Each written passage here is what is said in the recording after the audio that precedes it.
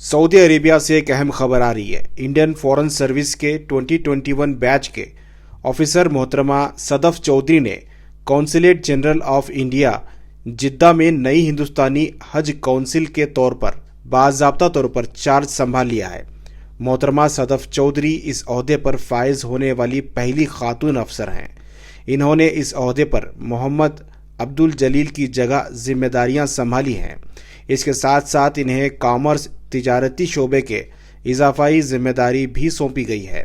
इससे कबल सदफ चौधरी फ्रांस के शहर मार्सेल्स में वाक़ हिंदुस्तानी कौंसलेट में हेड ऑफ चांसरी के तौर पर खिदमत अंजाम दे चुकी हैं, जहां इनकी कारकर्दगी को खासा सराहा गया। नई हज काउंसिल के हैसियत से वो आने वाले हज सीज़न के दौरान हिंदुस्तान से आने वाले आज़मीन हज के इंतज़ामात, सहूलियात और सऊदी हक्काम के साथ राब्ता कारी की निगरानी करेंगी।